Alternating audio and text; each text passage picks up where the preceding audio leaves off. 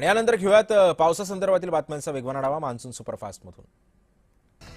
2 दिवसांच्या विश्रांतीनंतर वर्ध्यामध्ये दमदार पावसाने हजेरी लावली। अनेक भागांमध्ये झालेल्या समाधानकारक पावसामुळे शेतकऱ्यांना काहीसा दिलासा मिळाला आहे। पावसामुळे सोयाबीन, तूर आणि इतर खरीप पिकांच्या पेरण्यांनाही वेग येण्याची शक्यता व्यक्त केली जाते।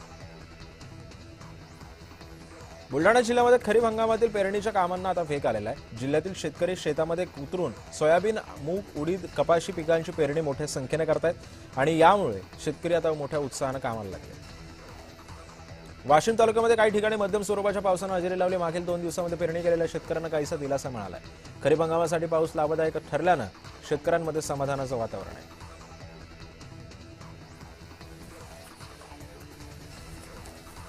येवला शहरासह परिसरामध्ये पुन्हा एकदा जोरदार पावसाने हजेरी लावली। शेतकऱ्यांमध्ये समाधानाचं वातावरण निर्माण झाले। तालुक्याच्या पूर्व भागामध्ये पाऊस झाल्याने शेती कामांना वेग येणार आहे। मात्र पश्चिम भागातील अनेक गावांमध्ये अद्यापही पाऊस न झाल्याने शेतकरी राजा पावसाच्या प्रतीक्षेत आहे। छत्रपती संभाजीनगरमधील 8 जिल्ह्यांमध्ये जून महिन्यापर्यंत आतापर्यंत सरासरीच्या केवळ 60.9% इतका पाऊस झालेला आहे। पुढे काही दिवसांमध्ये दमदार पाऊस झाला नाही तर पिकांसह पाण्याच्या सुद्धा टंचाई लाभ भासू शकते असंही शेतकऱ्यांकडून सांगण्यात येतं।